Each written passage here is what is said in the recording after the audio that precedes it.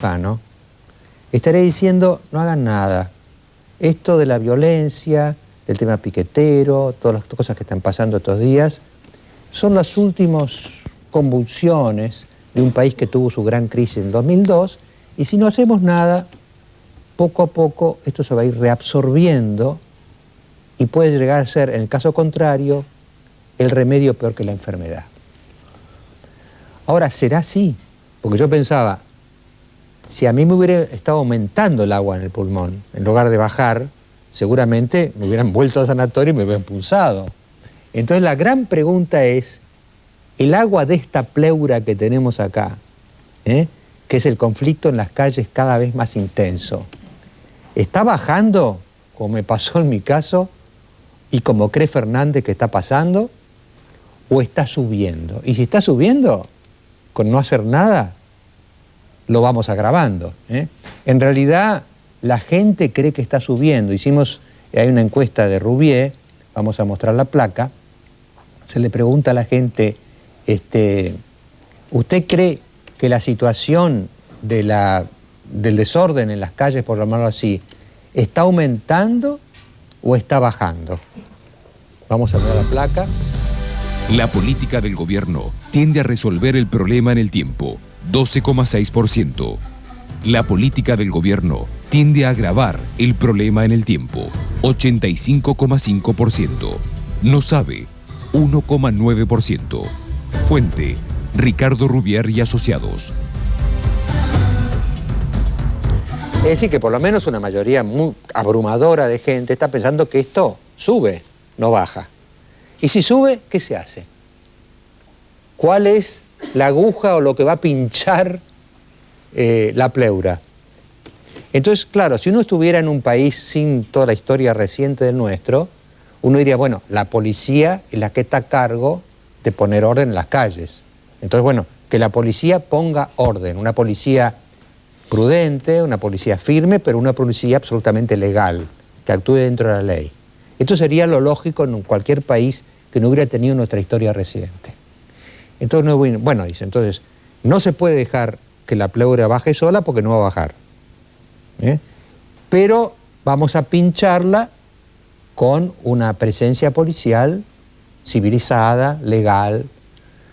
Pero el presidente Kirchner acaba de decir desde China que él no confía en la policía porque es la policía el gatillo fácil. Es decir, la idea de Kirchner es, si ponemos esto a cargo de la policía, va a entrar a tirar también y va a ser peor. Entonces uno está como en un dilema, ¿no? Porque uno dice, bueno, si va a subir el agua de la pleura, de nuestra violencia callejera, y es como si yo dijera, el cirujano que le encargaron pinchar la pleura no es de confianza, porque por ahí viene con un cuchillo y me mata. ¿Qué hago? Pareció que el problema podía arreglarse a través de la política del gobierno de dividir a los piqueteros. Hay dos clases de piqueteros.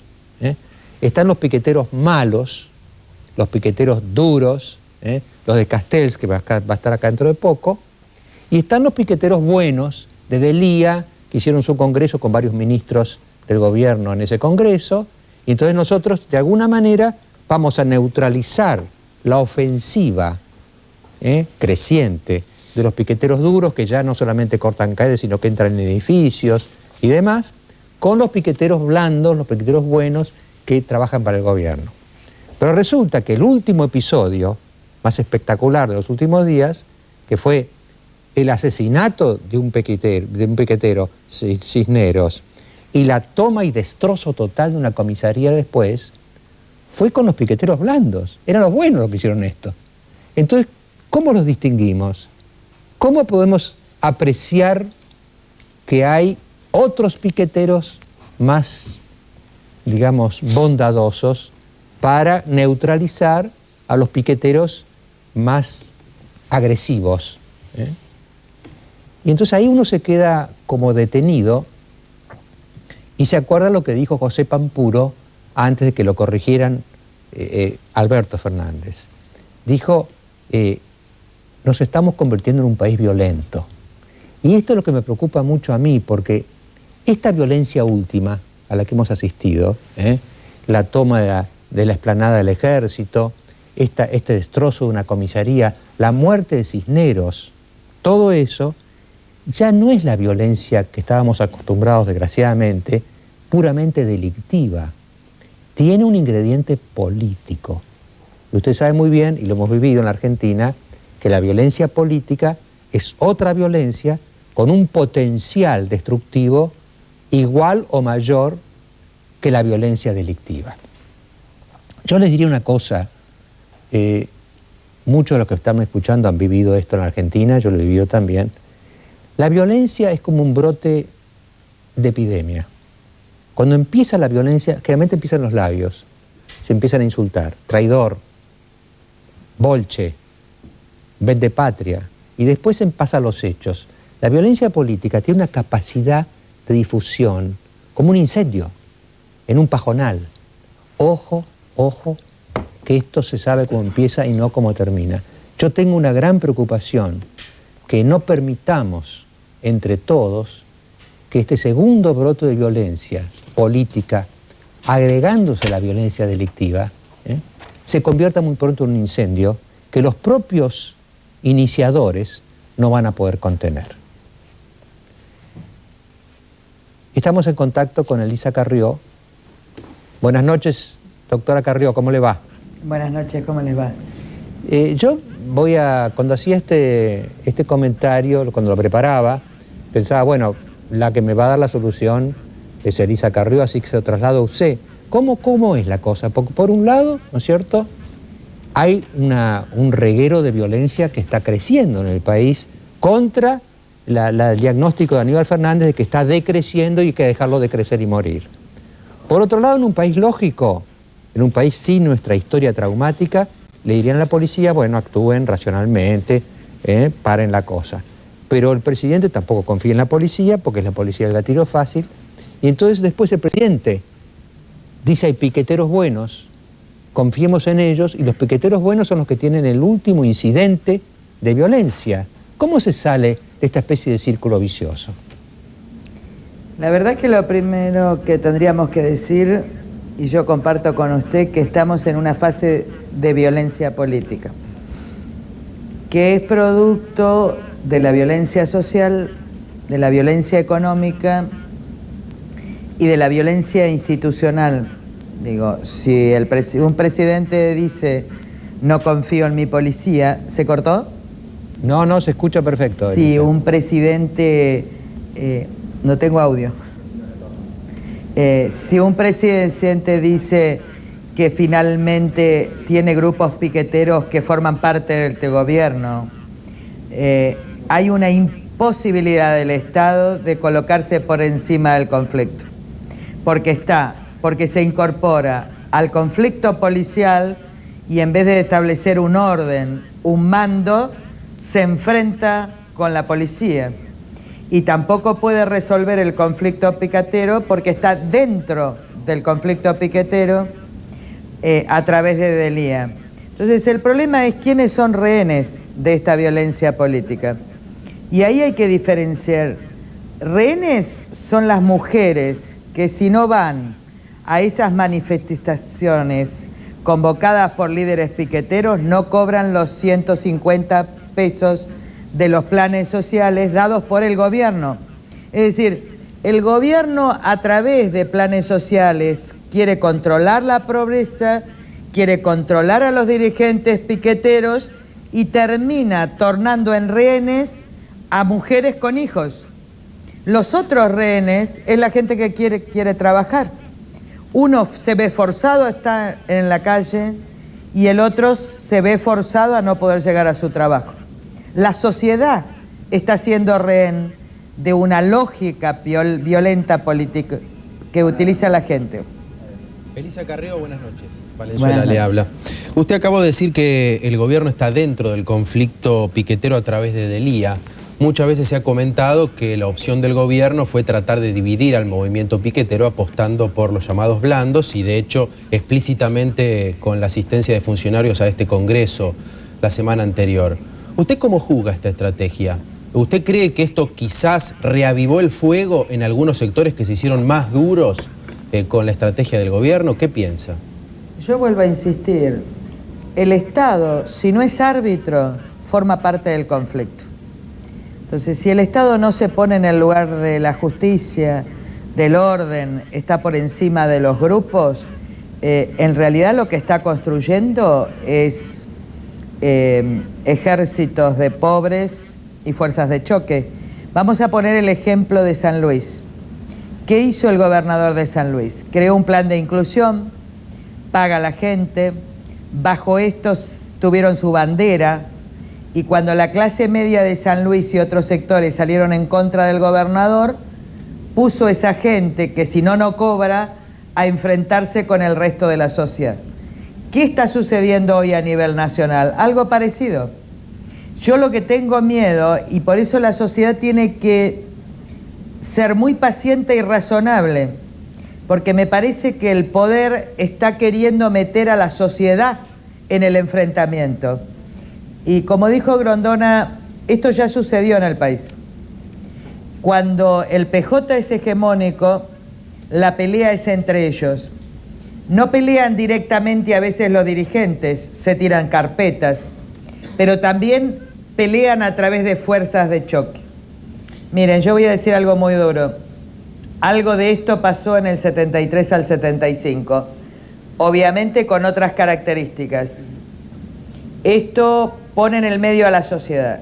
Lo que la sociedad no puede hacer es elegir la vía de la violencia, ni la violencia represiva ni la violencia de la desesperación, porque esa legitimación de otras formas represivas nos llevó a una dictadura que hizo desaparecer 30.000 personas.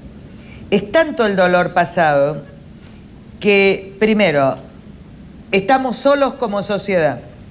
No está el poder, porque el poder está en el conflicto y hay violencia y hay enfrentamientos por el poder dominial entre Kirchner y Duhalde. En segundo lugar, la sociedad tiene que construir la paz y para eso tiene que tener mucha serenidad, porque si no, la lógica de la violencia nos lleva a todos. Yo muchas veces anticipé lo que iba a pasar. Ahora preveo, siento lo que puede pasar y no lo voy a decir. No lo voy a decir porque esto siempre es usado para mi descalificación personal. Pero perdón, Elisa. Pero tengamos mucho cuidado, porque tengamos mucha serenidad como sociedad, que no nos metan en el conflicto, que no nos gane la violencia, nos tiene que ganar la paz. Usted dice que no va a decir lo que usted cree va a pasar, pero de algún modo lo acabó de decir, con la comparación. Habló o comparó la situación esta de algún modo con lo que pasó antes del 76 en la dura pelea interna del peronismo. Habló del golpe del 76. ¿No lo dijo acaso? Lo que hablo es de una experiencia histórica. Digo, estoy hablando de una experiencia histórica porque nosotros como argentinos siempre resolvemos las cosas por alguna forma de violencia. Y nosotros tenemos el contrato moral del que yo hablo, desde hace mucho tiempo cuando hablé de este largo parto doloroso, es un contrato moral de renuncia a la violencia y del establecimiento del derecho y del orden sobre la base de la justicia y el derecho. Lo que pasa es que el gobierno y básicamente el PJ no tiene reglas, no tiene contrato moral, no cumple acuerdos. Y en consecuencia es en la cúspide del poder donde está la ausencia del derecho y la posibilidad de la falta de límites en la pelea por el poder. Como están por renovarse diputados nacionales el año que viene, esta disputa se va a agravar y utilizan a otros sectores para pelear en paralelo. Entonces, ¿qué puede hacer la sociedad? Miren, yo creo que ya dentro del poder no hay solución, porque la forma en que resuelve el poder el PJ es nuestra tragedia, es la tragedia colectiva de este país. De modo tal que lo que estoy hablando es a la sociedad. Mantengamos la serenidad. No nos metamos ni entre los que piden una represión loca, ni nos metamos en los que dicen nada hay que hacer. No nos metamos en la lucha entre sectores y tratemos de construir la paz, de ver cómo vamos a reconstruir una Argentina sobre la base del derecho y la justicia si esto se agrava. Raúl Colman le habla. Sí. muchos que la critican a usted dicen que usted critica, pero que no da soluciones precisas. ¿Usted estaría a favor, en el terreno de las soluciones precisas, de cambiar los planes sociales, de cambiar la policía? ¿Usted mandaría a la policía a actuar en contra de una marcha o a los fiscales? ¿Cuáles serían sus propuestas concretas? Nosotros, mire, la propuesta del ARI la vengo diciendo desde el año 97. Ni siquiera es una propuesta de la campaña presidencial. Nosotros dijimos, la única salida de la Argentina es un compromiso enorme de las clases medias, porque somos los que tuvimos privilegios, educación, para salvar a los pobres y salvarnos todos. Eso pasa por el establecimiento de políticas sociales universales, como la fijó Sarmiento. Ingreso ciudadano para la niñez, reconstrucción de la familia a todos los niños para que no haya punteros que le digan a quién le doy y quién no le doy. No hay más Castelli y Delía si hay ingreso ciudadano para la niñez y si centramos en las madres para la reconstrucción de la familia. Segundo, política educativa universal y además un programa de redistribución del ingreso firme y sostenido en el tiempo con creación de trabajo. En la policía dijimos muy claro, responsabilidad penal del adolescente a partir de sus derechos de ciudadanía. Había que preparar un cuerpo policial para sustituir a determinados grupos policiales. Lo que no se pudo hacer, y lo dije en ese programa, es descabezar una policía sin dejar mando. Hoy la Policía Federal no tiene mando. En consecuencia, es tierra de nadie. Yo tengo que rescatar la buena policía. Tengo que crear un orden alternativo. Lo dijimos en ese programa. Cuando Vélez anunció todas las medidas, dijimos vamos al aumento de la inseguridad. Porque no tienen una estrategia, porque no construyeron la pacificación vía planes sociales, porque no construyeron un orden capacitado alternativo en la policía y porque el aumento de las penas no es la solución. Hoy tenemos aumento de las penas, hay aumento del delito. Hoy no cambiamos los planes sociales, porque a ellos no les conviene, porque si no pierden las elecciones.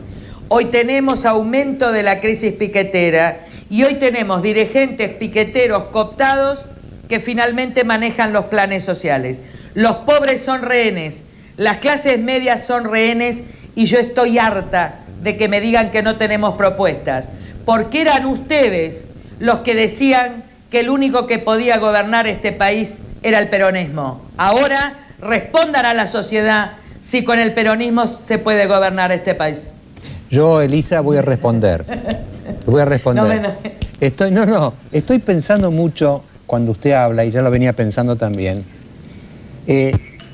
Si la tesis suya es correcta, que en el fondo lo que está diciendo es la sociedad es rehén de la interna peronista. Esto es lo que está diciendo, ¿no es cierto? Si la sociedad es rehén de la interna peronista, que ya nos costó Ezeiza, nos costó muchas cosas la interna peronista, ¿no? Y si uno tiene que elegir dentro del peronismo con quién se queda, ¿no habrá llegado el momento de plantear con toda seriedad que quizá el peronismo corre a su fin y que el país tiene que ser en el futuro post-peronista? Es decir, que el peronismo se ha convertido para nosotros en una hipoteca política que ya no podemos sobrellevar. Mire, yo hablo desde hace 4 años, exactamente desde el año 2000, que íbamos a un largo parto doloroso. Y fui explicando cada parte del parto. La última parte es dolorosa, esto solo se entiende desde una paradoja. Es la crisis final de una concepción del poder que tiene su base en el PJ. No estoy hablando del peronismo, no estoy hablando de la gente que creyó en Evita, no estoy hablando del peronismo decente, estoy hablando de una disputa, de una concepción del poder que lo único que le interesa es mantener territorio, ocupar cargos, tener vínculos con la policía y hacer negocios. ¿Esta es la disputa? ¿O qué están disputando Kirchner y Duhalde? ¿Están disputando quién tiene mejores políticas sociales? ¿O están disputando quién controla los planes jefas y jefes? ¿Qué están disputando? ¿Qué es mejor para la Argentina? ¿O están disputando si alguna de sus señoras gana la provincia de Buenos Aires? Carrió, sobre eso justamente. La disputa, si uno quiere, por el poder territorial bonaerense, que se viene, el armado de listas, si Cristina va o no, ¿Es una disputa para cambiar las prácticas políticas en la provincia de parte del kirchnerismo o en realidad simplemente están discutiendo quién controla la provincia? Es una disputa de poder dominial, es una disputa de dominio. Mire, acá no va a haber república, acá no va a haber contrato moral. Además, pensar lo que va a suceder el año que viene, mire, pasemos la contracción que viene y pasémoslas con serenidad. Es la sociedad la que va a tener serenidad, porque no la va a tener el poder. Esto es lo que estoy avisando. Tengamos serenidad como sociedad, por nosotros, por nuestros hijos. Mantengámonos calmos, no entremos en los juegos, incluso periodísticos, que nos hacen el juego maniqueo, o reprimimos o no reprimimos. Mantengamos la serenidad porque el poder se volvió loco. Ahora, Elisa, yo le digo una cosa, ¿no? Yo estoy básicamente de acuerdo que la sociedad tendrá la palabra final, pero la sociedad no ve una alternativa, porque usted dice, bueno, está bien la diferencia que hace, no es el peronismo, es el aparato del PJ, que es una cosa diferente, porque el pueblo peronista es absolutamente respetable, ¿eh? Pero uno sea del pueblo peronista o sea de la sociedad en general, uno no ve fuera del peronismo una alternativa vigorosa, porque si acá tuviéramos en el país, como fue en su momento el radicalismo, ¿no es cierto?, tuviéramos un partido armado, importante, proponiendo la república y condenando esta lucha despiadada por el poder dentro del PJ, diríamos, bueno, yo lo que voy a hacer en la próxima elección, votaré a los radicales, si estuvieran, pero ¿qué hay fuera? Es decir, ¿qué hay fuera de esa pelea, Elisa? Yo le explico. Mire, cuando cae un orden, el orden que surge no está construido. Lo tenemos que construir entre todos los argentinos. El régimen anterior está caracterizado por la concepción del poder del PJ y un amante cómplice, que es el radicalismo. En consecuencia, la construcción de algo que viene por demolición de lo anterior y por asfixia es una construcción que apela a la responsabilidad de cada uno de los argentinos. Algunos partidos, por centro derecha y por centro izquierda, estamos haciendo el esfuerzo, pero para eso nosotros tenemos que apegarnos a las nuevas reglas de un sistema que viene. Yo no puedo ganar las elecciones con las mismas reglas del PJ. Yo no puedo controlar a los pobres, financiarme políticamente en forma oscura, ¿me entienden? Porque si no me gana el viejo régimen. Entonces, la pelea hoy es desigual, porque ellos tienen los poderes, los recursos, las mafias, y los otros tienen la moral, la decencia, las propuestas. Cuando finalmente caiga este orden, entre todos vamos a tener que construir. Voy a poner un ejemplo histórico. Cuando Sarmiento asume la presidencia, en realidad no había orden, había un gran desorden interior en el país. No tenía un partido, estaba enfrentado a mucha gente del mismo régimen que nacía y sin embargo entre todos construyó la idea de la escuela pública, trajo las maestras, empezó a crear una burocracia estatal. Miren, estamos en una situación muy parecida a 1880.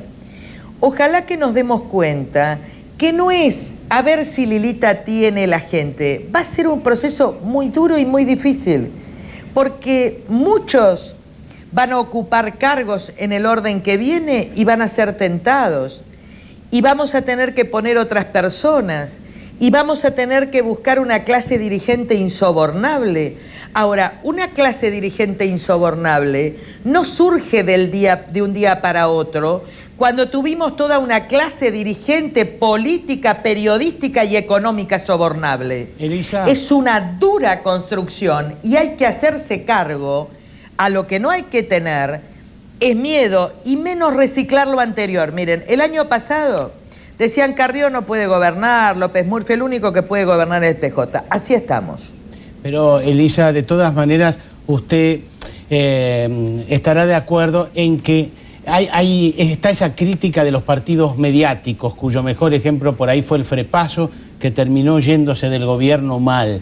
Y del ARI dicen una cosa parecida, que es un partido esencialmente mediático, que en la gente no tiene fuerza. ¿Usted está construyendo otro partido? ¿Cree que se puede construir? ¿Es un partido mediático el ARI? Mire, le voy a decir una cosa.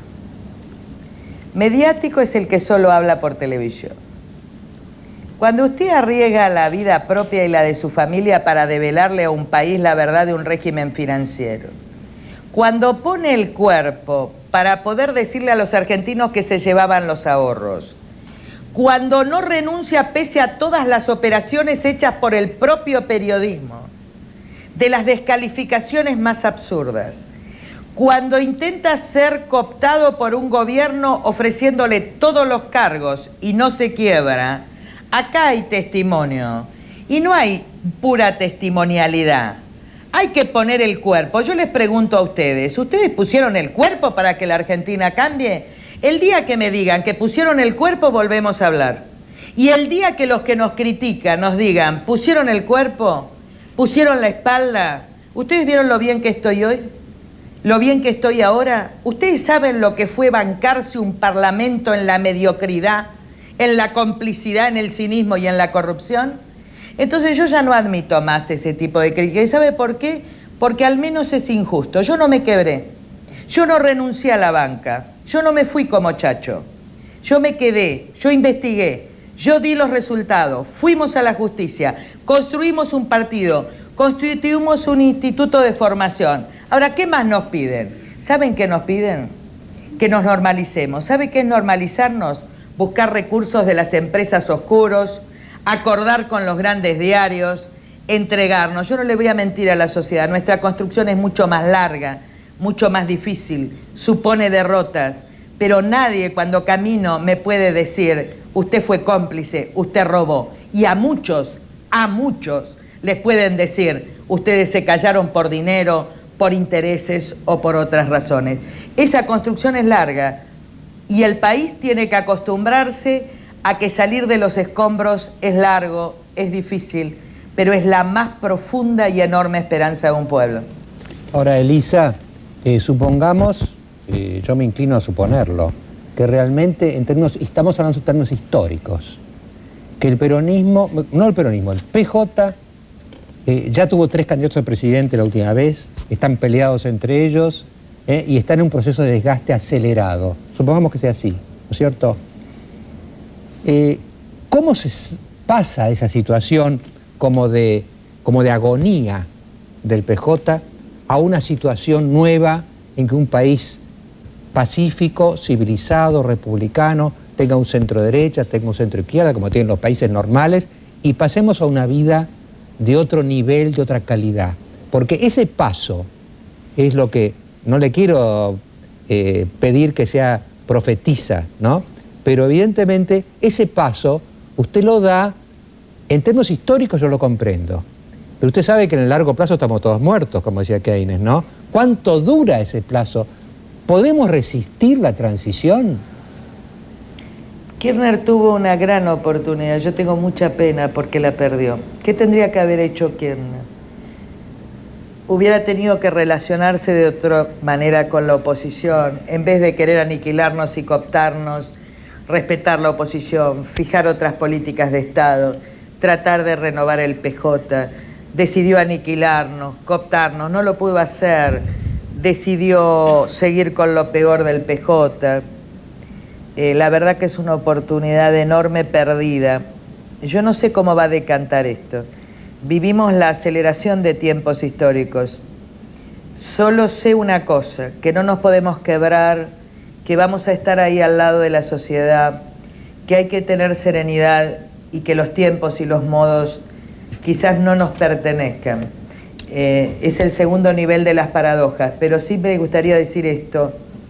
Si pudiéramos ver desde otro lugar, si pudiéramos entender que a veces los pueblos pasan enormes y profundos dolores para poder ver la luz, si de esto pudiera salir lo mejor de nosotros, de cada uno de los argentinos, de decir no matar, no mentir, no robar, construir una república en serio, donde nuestros hijos puedan habitar, que la palabra tenga sentido, que recordemos los mejores relatos nuestros, me parece que podemos estar cerca de un contrato moral.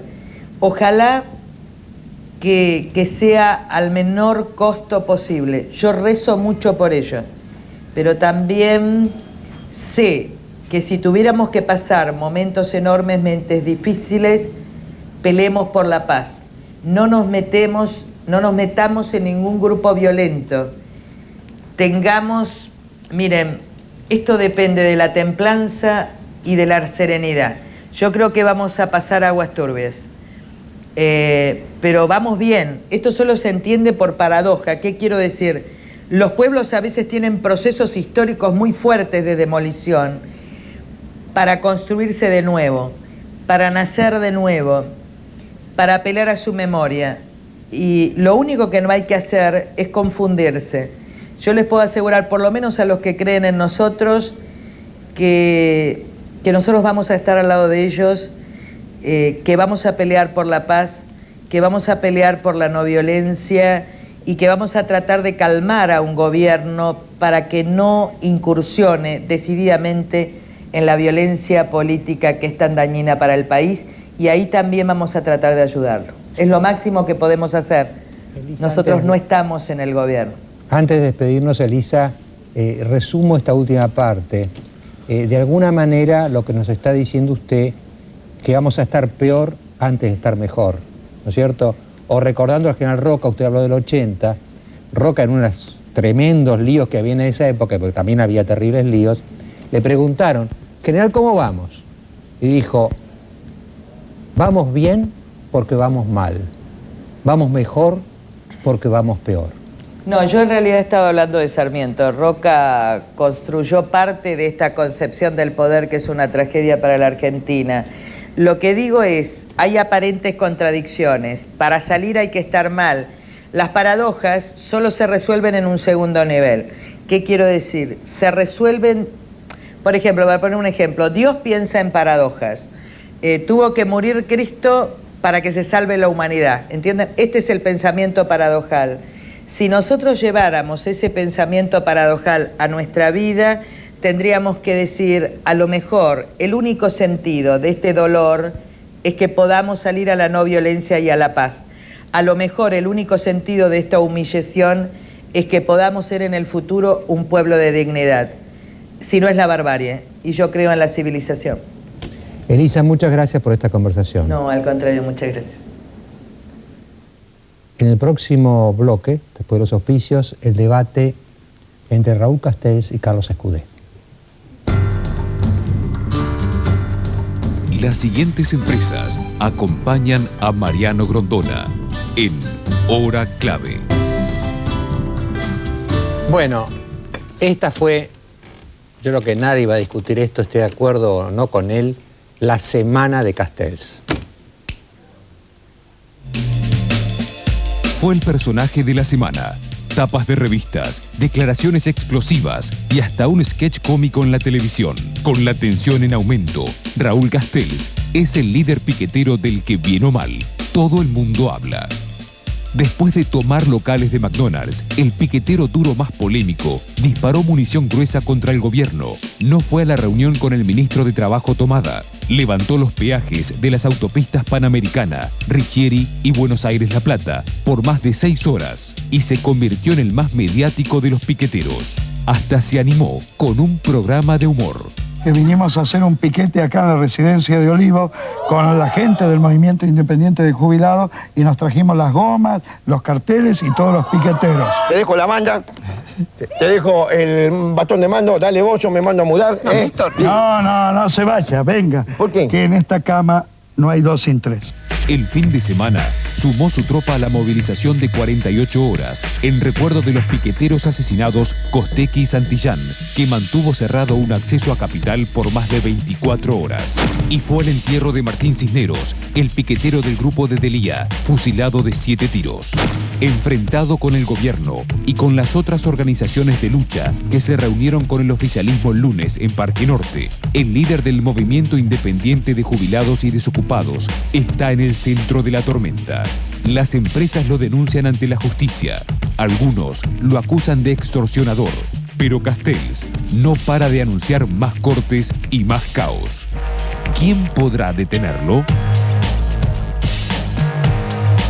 quizá lo pueda detener Carlos Escudé acá retóricamente. Yo les voy a pedir una cosa a los dos, porque los conozco, ¿no? Si no se los... La única solución para pararlos cuando empiecen a hablar es darles un martillazo en la cabeza, ¿no?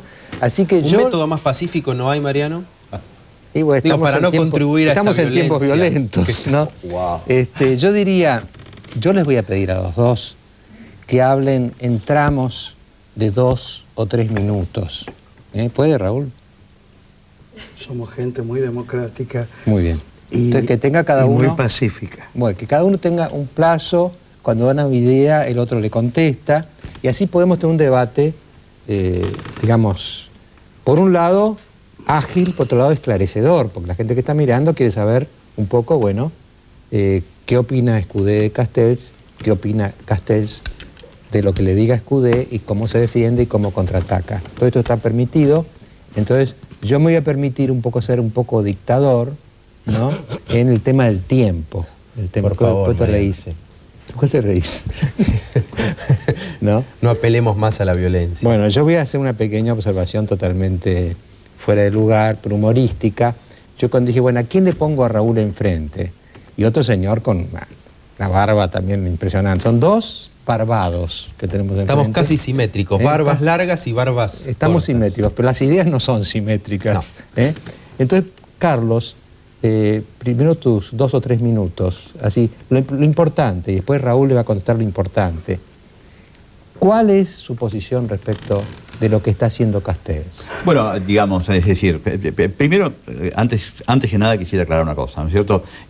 Porque Mariano dijo que estamos con tipos violentos y que yo recuerde, yo me he peleado verbalmente con la mitad de Buenos Aires y la mitad de la Argentina o más, pero ni de chiquito tuve jamás una pelea física. ¿No? Pues Nunca. tampoco lo va a tener acá. En el colegio nunca, digamos, es decir, que no me considero una persona violenta, ¿no? Me considero una persona excitable, ¿no? Hot-tempered, ¿no? Es decir, y digamos, para marcar una simetría con Castells, porque no creo que sea una falta de simetría, hay una asimetría simétrica, ¿no es cierto? De vez en cuando voy a hablar en inglés. Yo, digamos, no voy a decir qué pienso de Castells, ¿no es cierto? Más allá de que en estos días, hoy, me parece un moderado. El día de hoy me parece un moderado, es decir, cuando por primera vez me llamaron de la producción de Grondona para invitarme a este programa, yo pensé que le iba a decir a Castells que es el jefe de una asociación ilícita. Y yo creo que es el jefe de una asociación ilícita, ¿no es cierto? Porque hay gente que se junta para violar la ley. Pero, al lado de lo que ha ocurrido en esas últimas 48 horas, es un moderado, ¿no es cierto? Es decir, consideremos, Delía y sus piqueteros ejercieron el poder de policía sobre la policía. Allanaron una comisaría, secuestraron material pornográfico, lo entregaron al gobierno, ¿no es cierto? Y en lugar de detener a Delía por ocupar ilegalmente esa comisaría, el gobierno relevó a la cúpula de la seccional. Es decir que, digamos, ya tenemos una banda parapolicial en operaciones que goza de la protección y connivencia del gobierno. Esto es infinitamente más grave que cualquier cosa que haya hecho Castells, ¿no? Es decir, porque lo que yo veo, ¿no es cierto?, es que la democracia se está vaciando de contenido. ¿Por qué? La democracia es un sistema político para el gobierno del Estado. Eso es lo que es la democracia, un sistema político para el gobierno del Estado. Pero si el Estado, ¿no es cierto?, es decir, ha colapsado, si el Estado colapsa, ¿en qué queda la democracia? Es decir, ¿en qué queda la democracia si los piqueteros desplazan a las instituciones del Estado encargadas de custodiarnos? Observen lo que ha sucedido. Delía ocupa, Delía allana, Delía confisca material de una comisaría, Delía la destruye interiormente, Delía acusa y el gobierno acata como si Delía fuese fiscal, policía y juez al mismo tiempo. Esto es algo tremendo. Es decir, digamos, Delía está operando, ¿no es cierto?, como el jefe de una organización parapolicial. Y lo que yo me temo, y en este sentido, digamos, es decir, entiendo lo que quiso decir Elisa Carrió, que en ese punto no está equivocada. A mí en general no me gusta demasiado Elisa Carrió, ¿no es cierto? no me gustó mucho lo que dijo, habló como un obispo y no es exactamente mi imagen de un prelado, ¿no es cierto? Pero dijo un par de cosas en las que tiene razón, ¿no? Y es que, es decir, parece ser que estamos avanzando a una situación como la de 1973-75. Y, digamos, es decir, con nombre y apellido, ¿qué significa esto? Bueno, significa que, digamos, si las instituciones del Estado no funcionan, si la democracia se vacía de contenido, si surge una banda parapolicial, ¿no es cierto?, que está en connivencia con el gobierno, bueno, es muy probable que también surja el equivalente contemporáneo, y Dios no lo quiera, de la AAA. Bandas parapoliciales de derecha pueden surgir en estas circunstancias. Es decir, estamos cerca del abismo, ¿no? Es decir, así que, en fin, yo creo que es un buen momento para dialogar y es un mal momento para pelearnos. Es decir, si el hecho de que, si la casualidad de que ambos tengamos barbas nos ha conducido a este enfrentamiento verbal, bueno, enhorabuena. Porque yo no estoy aquí para pelearme con Castells, sino para hacer un diagnóstico sobre nuestra República Argentina. Raúl. Mire, vengo de un entierro hace un par de horas de un hombre de 43 años, muy querido en La Boca, un hombre bueno, un militante popular que lo único que hacía era tratar de hacer cosas socialmente desde un comedor como el comedor Los Pibes que dirige Lito Borello, desde los emprendimientos productivos, un militante popular que soñaba con un país más justo y que desde el Estado, a través de un sicario, lo mandaron a matar a la casa de 7 tiros. Y están ahí los familiares de Diego Lucena, un compañero cuya familia y él mismo son parte del Frente de Trabajadores Combativos, que van a un baile y con 22 años lo terminan matando porque lo identifican como un militante popular. Y entonces pienso, Mariano, y sabe cómo me acordaba montones de cosas que vi en otra época, tener que ir al entierro de un hombre bueno, asesinado miserablemente, y no sé si en su vida había matado una gallina como fue Martín el Oso Cisneros, o gente con montones de posibilidades de vida como ha sido Diego Lucena, asesinado por toda esta campaña de la derecha y de la reacción de generar violencia. Cuando hablan de la violencia de los movimientos populares, los únicos muertos que hay en este país son de los pobres. Por eso, cuando esa señora que hablaba antes que de nosotros despreciaba a nuestras mujeres del pueblo y dicen que van a las movilizaciones populares porque son rehenes, mejor que no se le ocurra ir a una manifestación popular y decirle eso a esas mujeres heroicas, valientes y extraordinarias como son nuestras mujeres del pueblo, porque no sé cuál sería la reacción si la escuchan decirle en directo todo esto.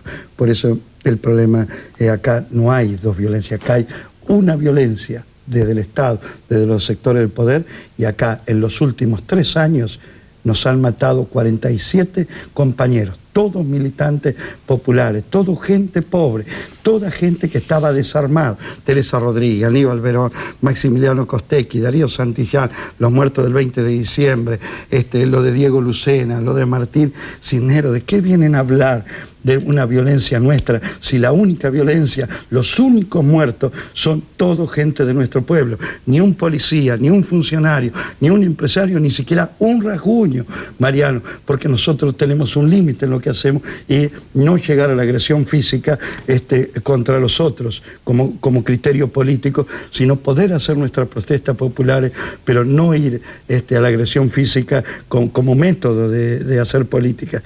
Entonces, acá no hay dos violencias.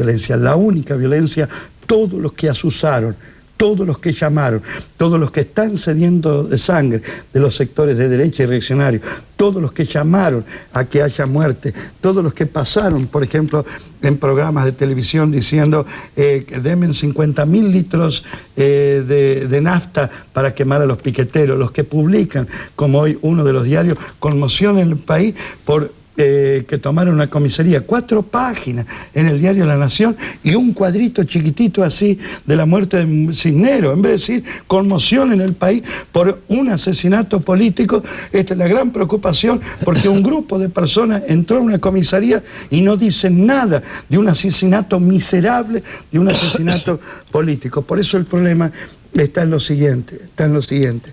Es cierto la preocupación de una situación que se va tensando cada vez más, donde el principal responsable es el gobierno. El marco social de miseria y el marco político de los que generan todo esto son ellos y las clases dominantes. Después de 48 años, por primera vez, después de 48 años, volvió a haber una bomba en Plaza de Mayo este 20 de diciembre y tuvimos 27 heridos de gente que estaba sentada o parada escuchando pacíficamente un acto sin molestar a nadie. Y ahora estos muertos de estos días, esa gente es gente nuestra, Mariano, gente la más noble, la más solidaria, lo mejor que tiene esta sociedad. Diego Lucena o Martín Cisneros son parte de los más hermosos que tiene un pueblo como este. Bueno, han usado 5 minutos cada uno y yo le voy a pedir a Diego o a Raúl, piensen un poquito en plantearles a ellos un tema sobre el cual se puedan pronunciar ambos. No sé cuál de ustedes quiere plantear eso. Bueno, es que serían distintos un poquito los temas. A Carlos yo le plantearía, ¿se puede llamar grupo policial a un grupo que sin armas, sin nada, toma una comisaría porque estaban indignados por la muerte de un compañero? ¿Eso es un grupo parapolicial? No existen grupos parapoliciales. Los grupos parapoliciales están armados hasta los dientes y son así. Y a Raúl le digo lo siguiente.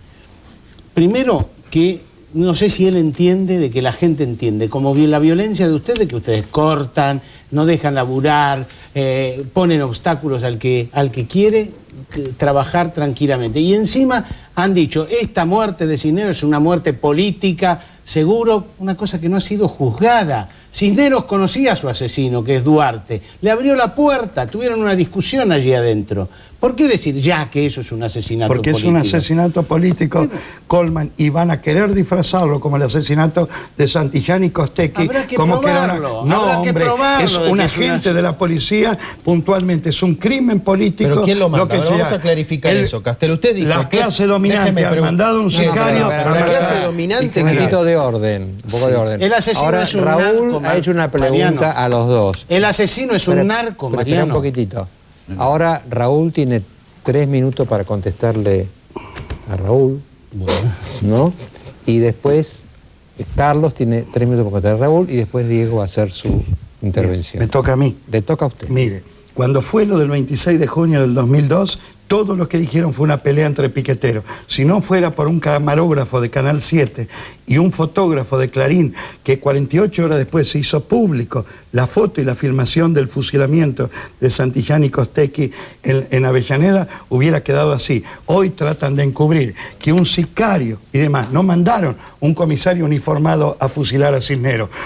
Es un crimen político, Mariano, y lo que están usando son delincuentes comunes y demás. Y entonces mañana nos van a querer hacer matar a nosotros y figurar, no, fue un robo, esto que el otro lo cruzaron a Castel para asaltarlo y demás, porque no van a ir ellos uniformados con el grado y todo, y la chapita con el nombre que tienen. Esto es un crimen político con todas las letras de un dirigente político conocido por toda la boca, querido por toda la gente, y que fueron a la casa y le pegaron 7 tiros a un hombre desarmado. No es que le abrieron la puerta, lo mataron directamente a través de la banderola que da arriba de la puerta, es decir, que fueron directamente a matar a una persona, y 40 días antes habían hecho la denuncia de que se iba a hacer cosas contra los compañeros del comedor el comedor Los Pibes de La Boca y demás. Por eso nosotros, con todas las diferencias que tenemos con Delía, nosotros nos recontra solidarizamos con el CTA, con la Federación de Tierras y Vivienda y demás, y que no nos venga a engrupir nadie, que esto de Diego Lucena o esto de Martín Cisneros son accidentes o casualidades. 3 muertos en una semana, los 3 de organizaciones populares. Carlos, responde. Sí, bueno, Colman nos dice que el grupo que tomó la comisaría no es un grupo parapolicial. Bueno, me parece clarísimo, ¿no es cierto?, que por un lado ejercieron funciones parapoliciales, ¿no es cierto? Lo que dije anteriormente es, digamos, cabalmente así. Pero además utilizaron métodos violentísimos. Es decir, fue un huracán lo que pasó por el interior de esa comisaría. No quedó nada en pie, la destruyeron por completo, ¿no es cierto? La tomaron, es decir, y lo que sucede aquí es que, digamos, parece ser que desde el Estado no se puede reprimir, ¿no es cierto? Es decir, no se puede reprimir frente a expresiones concretas de violencia. Lo que ocurrió en esa comisaría, ¿no es cierto?, es de una violencia extrema, ¿no es cierto? Aquí hay violencia, ¿no es cierto? Y no es solamente la violencia que, digamos, dice Castells, viene del poder. Es decir, si alguien me corta un camino, está ejerciendo la violencia. ¿Y eso justifica matar a una persona? No, escúcheme, Castells. Yo no quiero pelearme con usted porque usted tiene cara de hombre bueno. Es lo que le dije la última vez que nos encontramos. No, yo no soy bueno, Escudé. Yo estoy cansado de las tropelías que se hacen contra este pueblo y que apelen a la muerte de militantes populares porque reclamamos un país que sea más justo. No tienen derecho a matar a nuestro pueblo porque opinemos que hay hambre, desocupación. Entonces, ustedes tienen el derecho de violar todas las leyes, de cortar todos los caminos, de romper todas las comisarías, de quemar los patrulleros, y la policía, ¿no es cierto?, no puede hacer nada. Es decir, ¿cómo que no mandan a matar gente? Digamos, a mí me parece que está clarísimo, ¿no es cierto?, que estamos en una situación absolutamente crítica, es decir, en la que no se puede reprimir la violencia cometida por esos grupos, ¿no es cierto?, por dos motivos. Por un lado, el gobierno no confía en la policía. El gobierno, ¿no es cierto?, ha denunciado mafias policiales y ha defenestrado a numerosos policías. Tiene miedo entonces de ordenar la represión legal, la represión que corresponde dentro de la ley, porque la policía puede tomarse la revancha y generar hechos, ¿no es cierto?, que desestabilicen al gobierno. Por otro lado, la otra cara de la misma moneda es que la policía no confía en el gobierno, ¿no es cierto? Teme que si en vez de huir cuando, ¿no es cierto?, se quema un patrullero, ¿no es cierto?, desenfunda las armas, ¿qué es lo que corresponde hacer cuando se quema un patrullero? No antes, pero si se está incendiando un patrullero, por supuesto que corresponde desenfundar las armas, pero la policía teme que si hace eso en el momento de quemarse un patrullero, es muy probable que el gobierno use el episodio demagógicamente, ¿no es cierto?, y ponga presos a los policías en vez de poner presos a los que quemaron al patrullero. Ayer han destruido a una comisaría, no se tomó presos a los que destruyeron la comisaría, digamos. Es decir, es un disparate, y decir, ¿no es cierto?, que eso no tiene ningún paralelo con la obra de organizaciones parapoliciales es un error conceptual, es un error intelectual, porque, digamos, esa agrupación asumió la ley por su cuenta, digamos, y ejerció funciones parapoliciales y además utilizó métodos propios de organizaciones parapoliciales, es decir, destruyó por completo el local. Bueno, yo le voy a pedir a Diego que antes de irnos al corte haga su pregunta, que puede hacer los dos o dos preguntas diferentes, y después del corte ellos podrán responder. Sí, yo tengo una pregunta, comentario para cada uno, y podemos dejar pendiente la de Castells, si te parece, la que le quiero hacer a Castells. Recién lo veíamos hace unos minutos en el sketch de No hay dos sin tres, en la cama, con la imitación de Kirchner, quien le daba la banda voluntariamente.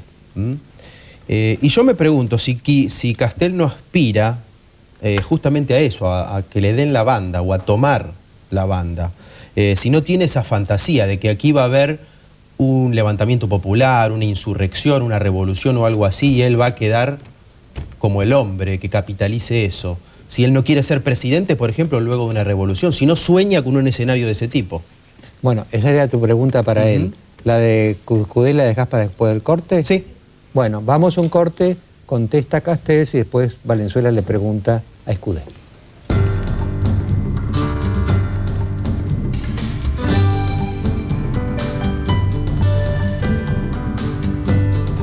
Bueno, les quiero decir que esa placa que pasamos de Rouvier, esa encuesta, tiene una segunda parte donde le pregunta a la gente qué imagen tiene de los dos principales dirigentes piqueteros, como son Castells y D'Elia.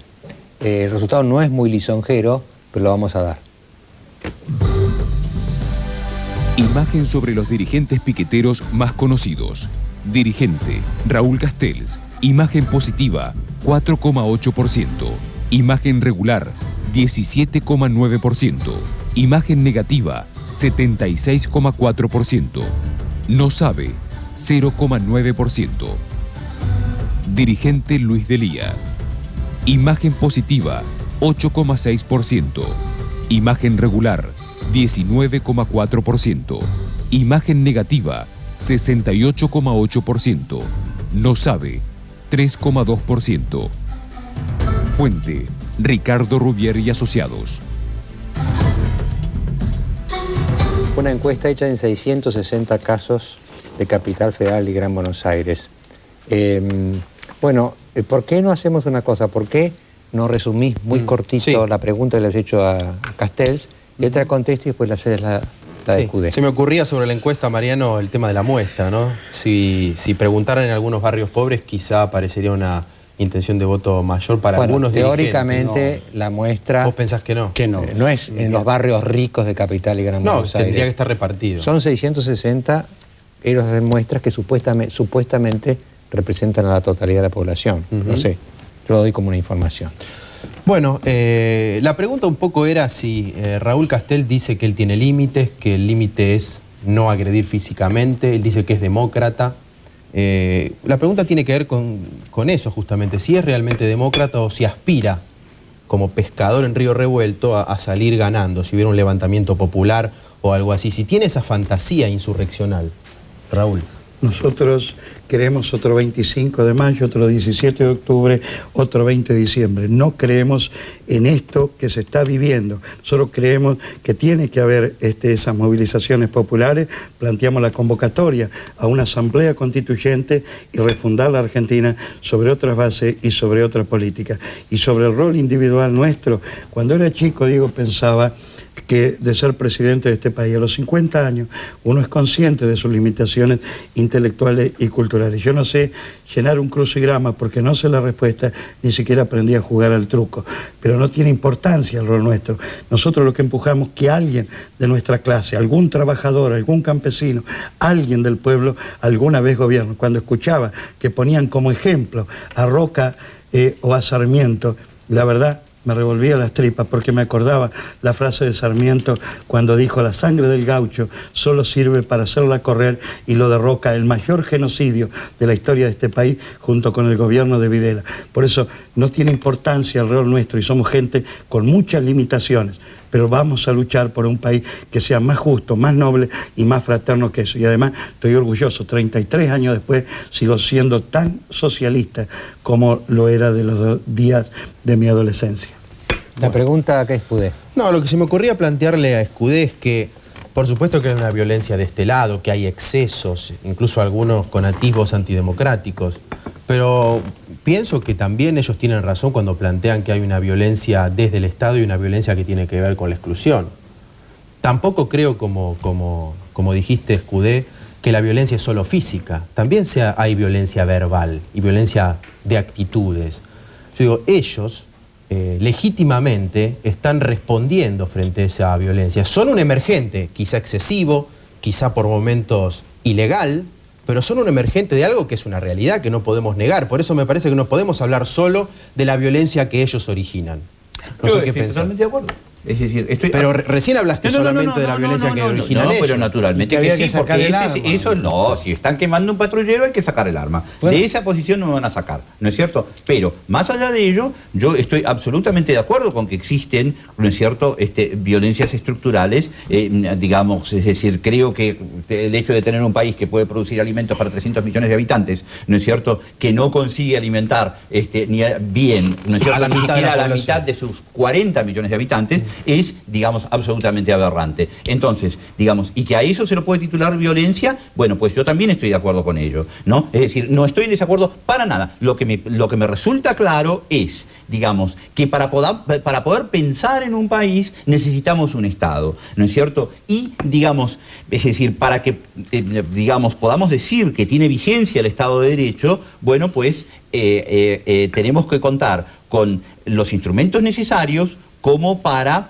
reprimir todas las violaciones de la ley, ¿no es cierto? Desde este punto de vista yo quiero volver a lo que dijo Elisa Carrió, las pocas cosas que me parecieron adecuadas. Es decir, Carrió tiene mucha razón cuando dice que la política argentina se ha pervertido, porque los distintos partidos políticos, ¿no es cierto?, por lo menos los dos grandes partidos mayoritarios que hoy digamos, es decir, quedan resumidos en solamente uno, parece ser que tuvieran lo que los políticos argentinos llaman proyectos de poder, ¿no es cierto? Es decir,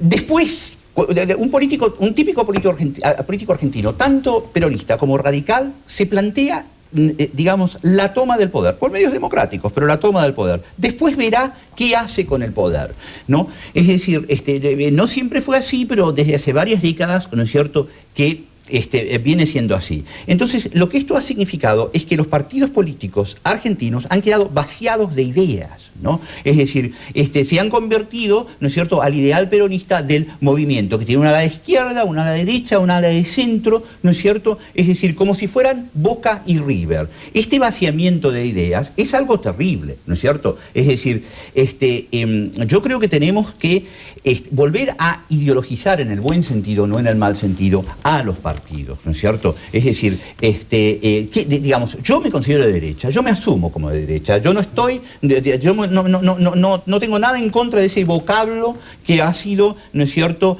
tan vilipendiado y estigmatizado. Pero vos eso significa que meterías presos a los que cortan. Pero de ninguna manera. Estoy en un plano intelectual, Colman, por favor, ¿no es cierto? ¿Qué es la derecha? La derecha para mí, ¿no es cierto?, es una sensibilidad y un programa político que están inspirados en una estructura de valores compleja en la que tiene primacía el orden, entendido como seguridad.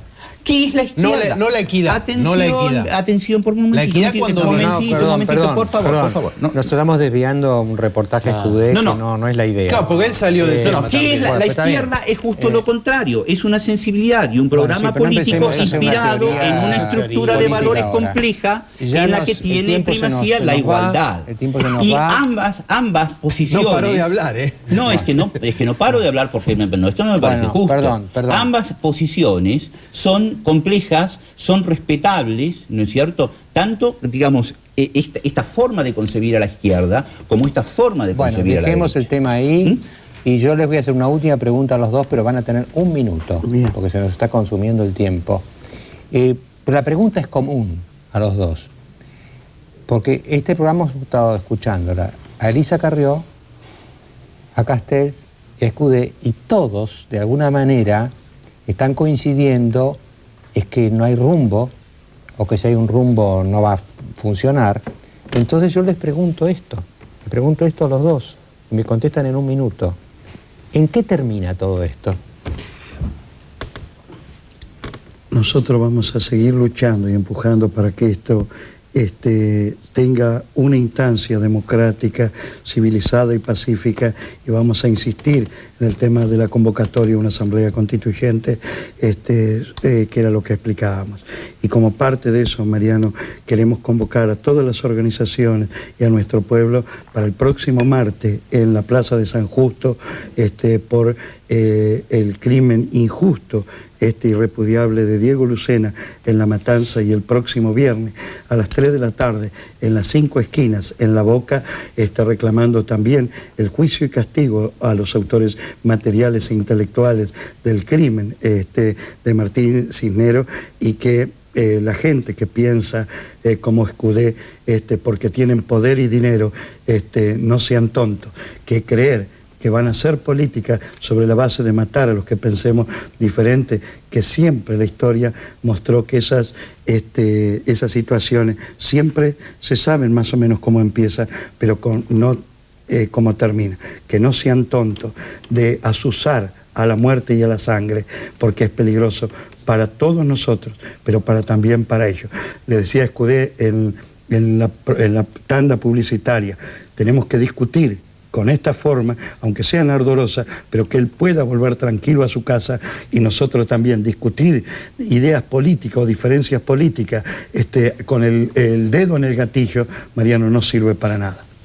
Su minuto. Absolutamente, ¿es cierto? Es decir, si no se restablece la vigencia del Estado de Derecho, se va a reproducir el ciclo 1973-1975. Es decir, yo estoy totalmente de acuerdo con Castells con que no hay que matar a la gente que piensa en forma diferente. Por supuesto que no hay que matarla. No, para nada. Al contrario, todo lo contrario. Hay que mimarla y hay que invitarla a un programa como este. Pero, digamos, hay que poner presos a la gente que destruyen comisarías. Y hay que poner presos a la gente que quema patrulleros. Y si esa gente se resiste violentamente, bueno, pues hay que aplicar los medios que corresponden, ¿no es cierto? Es decir, Castells y yo tenemos que poder volver a nuestra casa tranquilamente, precisamente porque no hemos estado quemando nada, ¿no es cierto? Porque, digamos, no hemos estado destruyendo nada, porque hemos estado platicando amablemente, con pasión, expresando nuestros puntos de vista, pero sin violar ninguna ley. Así que esa es la gran diferencia. Yo, mientras discutían los dos barbados, estaba concibiendo un sueño, ¿no? Yo pensaba, ¿qué habría pasado si en algún momento nos hubiéramos sentado todos en torno a una mesa y durara lo que durase, hubiéramos llegado a 4 o 5 puntos de futuro que compartimos? Y el país tuviera la sensación de que hay un consenso para ir a alguna parte.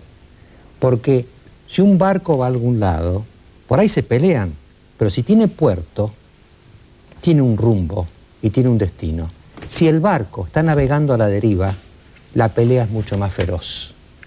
En el próximo bloque, les agradezco mucho a los dos por esta discusión, y en el próximo bloque vamos a tener contacto con los que andan por China, a ver si le vendemos a la economía más gigantesca y el mayor crecimiento que tiene hoy el planeta.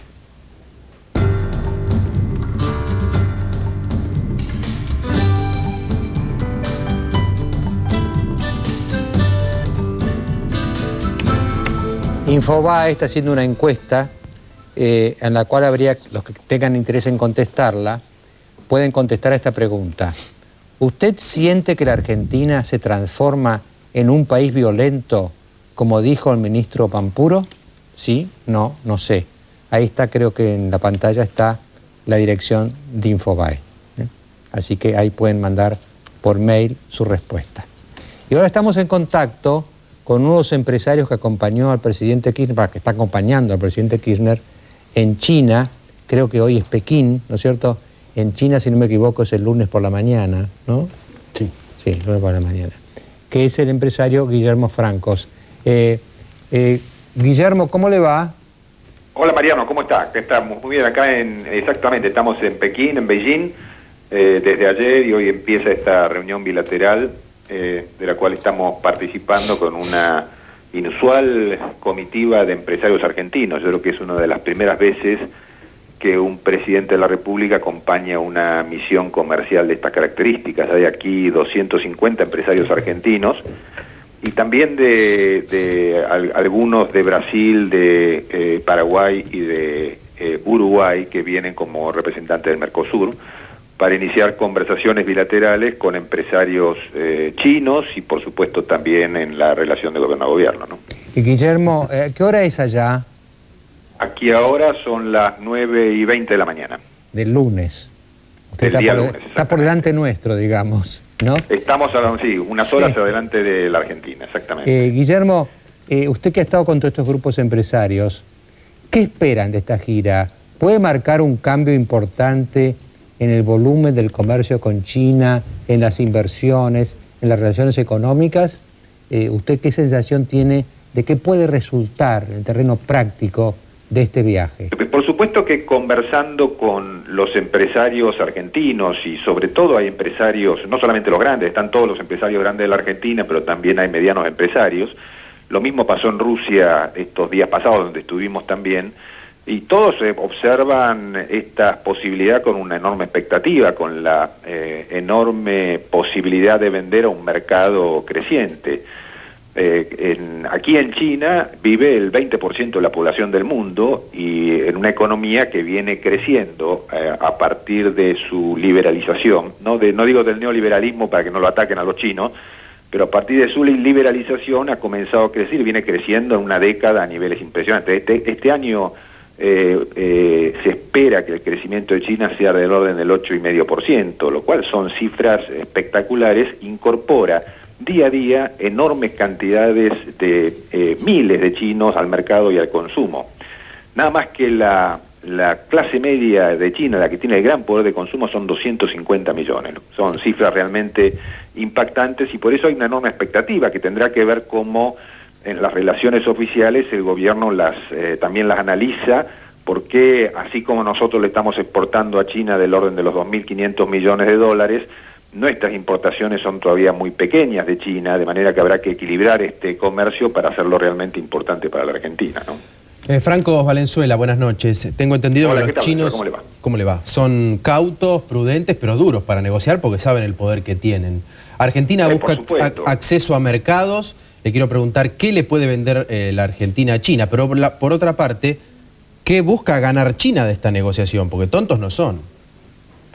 No, en términos de comercio internacional no hay tontos en ninguna parte, todo el mundo aspira a realizar su negocio. Lo que yo sí veo es una enorme simpatía de China hacia la Argentina y quisieran realmente tenernos como socios comerciales. Sin duda, ellos van a buscar mejores precios, ellos requieren fundamentalmente de nuestro suministro de alimentos de manera importante, ellos requieren en el mercado internacional, están buscando alimentos para una población cada vez mayor y cada vez con mayor poder de consumo, lo que es muy importante.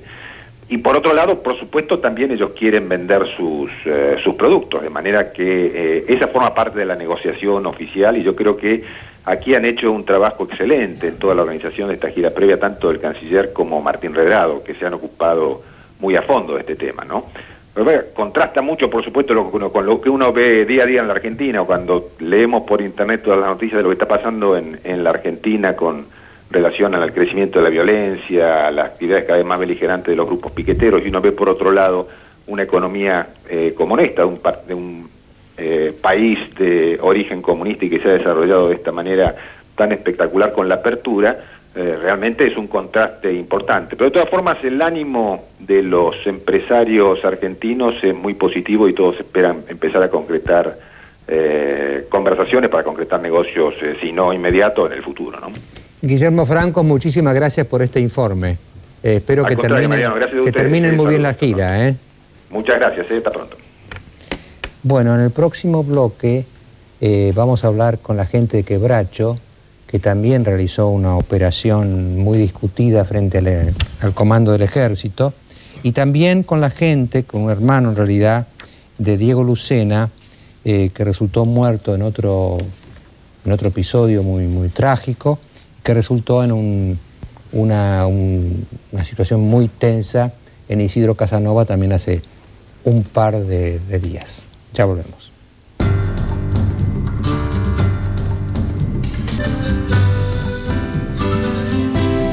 Bueno, otros episodios tensos de estos últimos días fue la presencia de la organización Quebracho en la explanada del Ministerio de Ejército, mejor dicho, del Ejército, ¿no?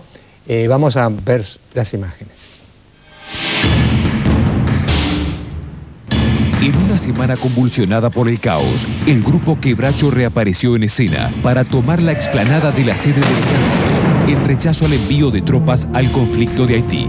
En solo 10 minutos, unos 50 militantes encapuchados y portando palos tomaron el patio de armas del edificio Libertador, quemaron neumáticos y banderas de Estados Unidos y la ONU y lanzaron bombas de alquitrán. Un policía resultó herido. Luego del episodio, el ministro de Defensa Pampuro aseguró que Argentina se está convirtiendo en un país violento y desató una seria polémica en el gabinete. Algunos ministros salieron a calmar las aguas y minimizaron lo ocurrido, pero hay una denuncia judicial y los manifestantes serían sancionados. Este fue uno de los tantos reclamos que convirtió a la ciudad en un caos. La acción policial es limitada y el gobierno sigue asegurando que no reprimirá la protesta social. Pero ¿hasta dónde llega el límite de la tolerancia? Bueno, está con nosotros Fernando Esteche, de Quebracho. Buenas noches, Fernando. ¿Sabes la primera pregunta que se me ocurre a mí?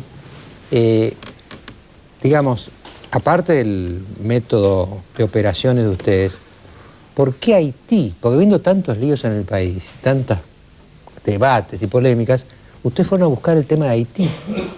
Sí, no, que hay tantos líos, no es que estamos buscando un tema por buscar un tema.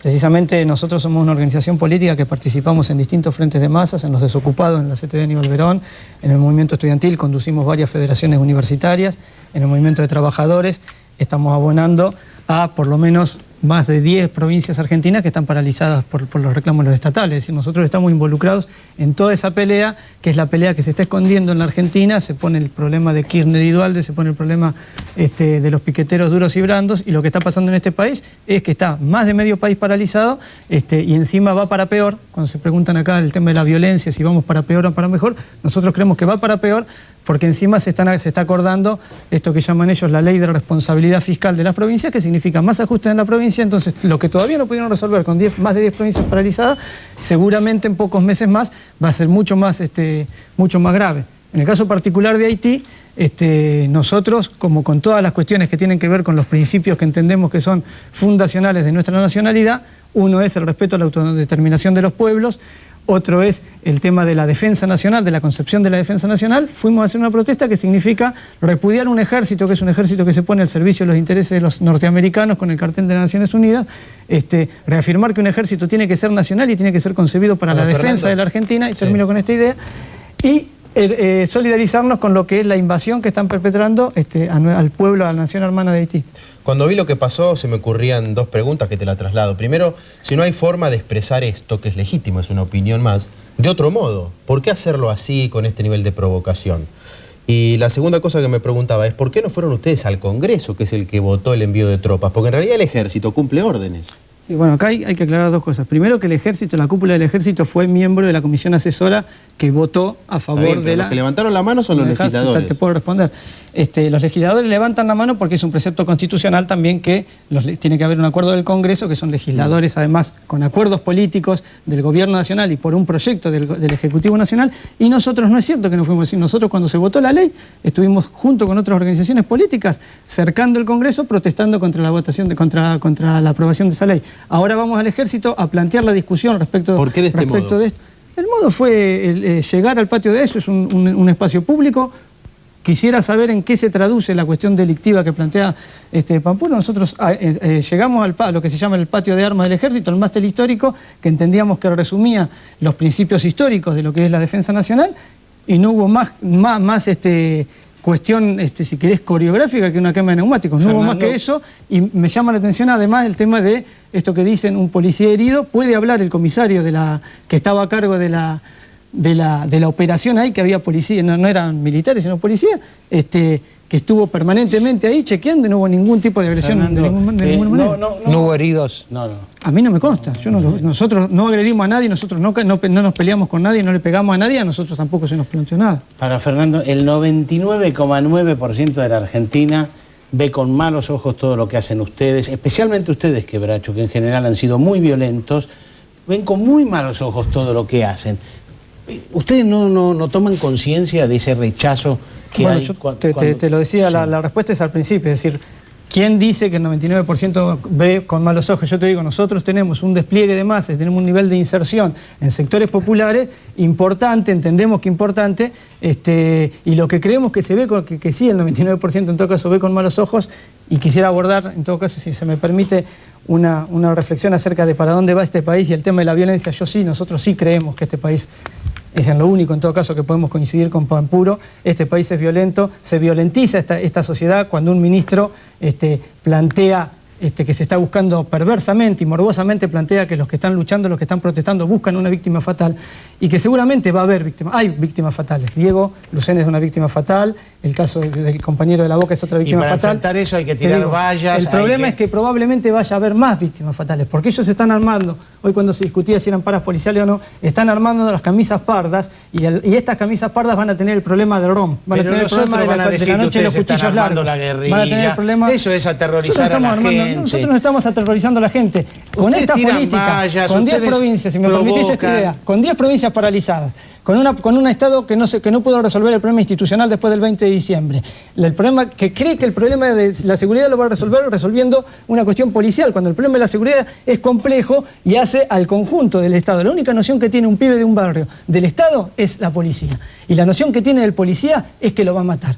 Fíjate qué noción de Estado tiene la mayoría de los argentinos. Por eso son los pibes pobres, son la mayoría de los argentinos. Lo que va a pasar en este país, en la medida que se profundice una política de hambre, es que va a haber muchas víctimas fatales. Van a estar colgados de los postes de la luz todos los funcionarios que son responsables de esta política. Puede protestar perfectamente sin tirar vallas, sin incendiar. Pero es que la violencia no es tirar vallas. La violencia es... Le mataron el hijo. Eso es violencia. Y eso no se discute en este país. ¿Sabes qué están discutiendo? Que tomaron una discusión.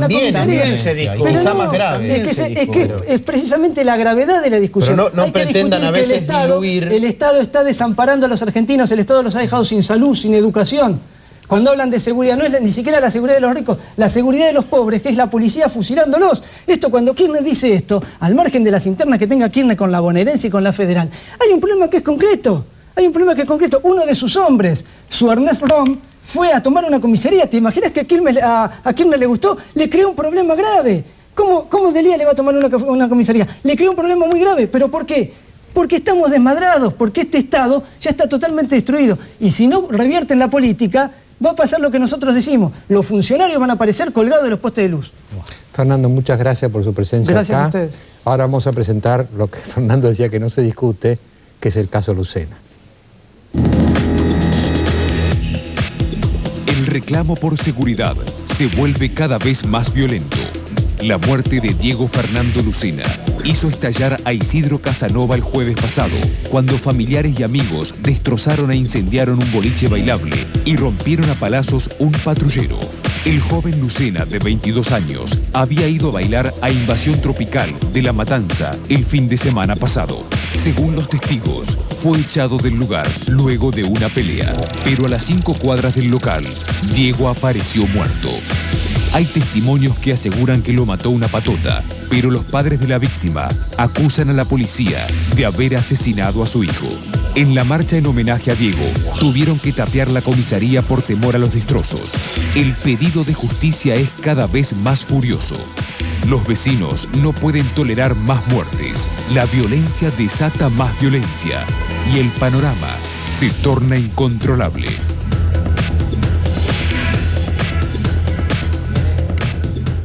Bueno, Sergio es hermano de Diego, también están sus familiares, sus padres también acá. Yo te pediría, Sergio, que me digas con tus palabras, ¿qué pasó? ¿Qué pasó? Que mi hermano salió una noche a bailar. Al otro día, cuando tenía que regresar a mi casa, no regresó. Lo tuvimos que salir a buscar y lo encontramos en una morgue muerto. Eso es lo que pasó. Pasó que a Diego lo sacan del boliche, a una cuadra del boliche lo encontramos muerto. Pasó que a Diego lo encuentran a las 7 de la mañana y pasa que a Diego le dan eso de difusión de que muere a las 9 menos 10 de la mañana. Quiere decir que Diego tuvo 1 hora y pico vivo. Ahora, decime una cosa, Sergio, y después hubo una explosión en Isidro Casanova. ¿Qué pasó después de lo Y pasó que tuvimos un velatorio, de tu hermano? Y pasó que teníamos un hermoso hermano nosotros, y pasó que nos devolvieron un monstruo. Eso es lo que pasó. Pasó que a Diego lo encuentran muerto en la esquina de Invasión Tropical, de una forma muy típica de la mano policial, típico de la impunidad y típico de decir que acá mandamos nosotros. Lo encuentran a Diego boca abajo, con las manos en la espalda, con la mano así, asfixiándose solo. Lo encuentran a Diego, típico no de una patota, típico de que le dan golpes de culatazos en la frente, golpes en la nariz, golpes a hundimiento de cráneo. Así lo encuentran a Diego. Y ni un golpe en el cuerpo. Diego era un tipo de 1,90 m. Diego era un tipo que practicaba boxeo. Diego era... Una patota no le podía haber hecho eso a Diego. Ahora, ustedes sostienen que no fue una pelea, la hipótesis de la patota, sino que está la policía en el medio. Y que salió, que alguien vio cuando lo sacaban en un patrullero. Si eso ocurrió, ¿por qué puede haber ocurrido? Mirá, o sea, ¿por qué con él? Más allá de la patota, de lo que digan ellos, hay que descartarlo, porque los golpes que tiene Diego, no sé si ustedes manejan informaciones del fiscal, todas esas cosas. Sí. Diego los golpes que tiene no es golpe de una patota. Porque Diego no tiene indicio de que a una patota la agarra, lo golpea de arriba hacia abajo. Pero yo hablé con el fiscal hace un ratito. El fiscal insiste en que tiene 7 testigos de la pelea afuera. Es decir, una señora mayor que no puede reconocer, pero dice, no era entre personas de uniforme y personas sin uniforme. Era entre todos civiles, por llamarlo. Pasamos el grano. Sí. A Diego lo encuentran, el fiscal dice que lo encuentran a 5 cuadras. A Diego lo encuentran a la vuelta del boliche en una esquina. Esa señora está a 5 cuadras supuestamente, sí. Entonces. Ella dice que vio la pelea. ¿Cómo hace para ver a Diego a una cuadra de eso? Diego, ahí ya están mintiendo ya. Ajá. El testigo que yo llevo ante el fiscal Gustavo Banco... los testigos son armados. Son armados desde ya. Y esos testigos son cómplices de todo lo que le pasó a mi hermano. A Diego lo agarran, lo suben al patrullero, lo torturan, lo matan y lo tiran ahí. ¿Y por qué razón? Él se peleó dentro de la discoteca, eso está súper probado. ¿Es cierto? Ahí dentro de la discoteca no hay pelea porque está lleno de patobica, está lleno de policía. Bueno, pero hubo una especie de pelea, lo sacan afuera. Sí. Y ustedes lo que ustedes plantean es que una vez que lo sacaron afuera, la pelea siguió afuera, pero vino la policía y los agarró. Acá entra el testigo. Lo aparta por la puerta de atrás, cosa que no se puede sacar por la puerta de atrás porque está prohibido.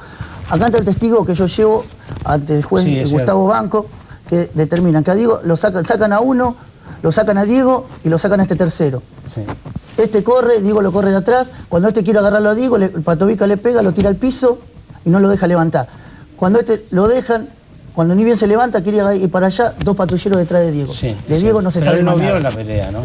El testigo ese no vio la pelea. ¿No? La policía dice que fue una pelea de patotas. Y ustedes dicen, acá las pruebas son categóricas de que fue una paliza policial. ¿Los 2 policías borrachos? Sí, los 2 policías borrachos. Pero no. Pero Sergio, sí, fueron echados de la policía. Pero aclaremos que atrás están los padres de Diego, Lidia y Roberto. Es Roberto el que habla.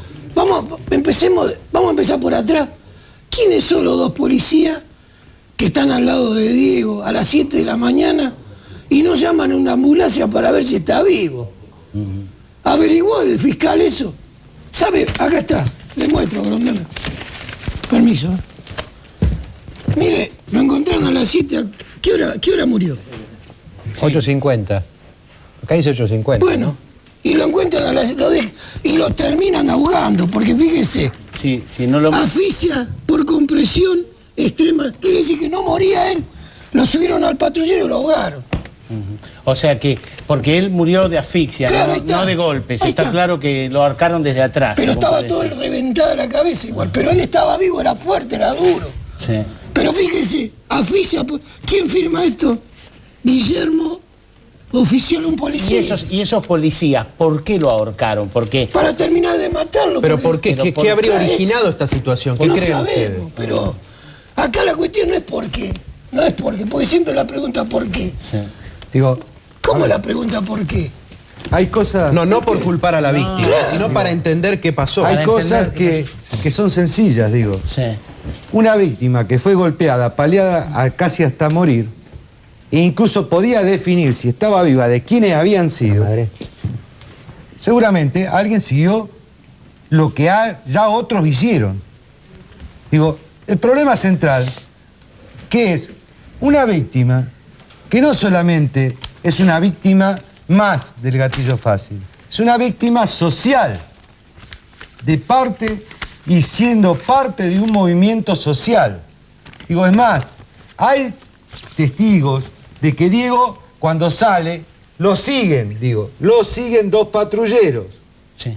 Digo, a partir de que lo siguen 2 patrulleros, desaparece Diego. Cuando lo encuentran, testigos, vecinos de ahí, ven que hay un pibe que está al lado de Diego. E incluso cuando llaman a la policía, el testigo estaba ahí. Cuando recogen el cadáver, ya el testigo no estaba más. Pero no era cadáver. Pero desgraciadamente... No era cadáver, estaba bien. Quiero aclarar algo, que los testigos dicen que arriba del patrullero iba ese pibe. Ese pibe iba arriba del patrullero. No es que el testigo desapareció, porque hay vecinos que dicen que ese pibe estaba esperando que mi hermano se levante de dormir y lo suben arriba del patrullero. Mariano, agreguemos que...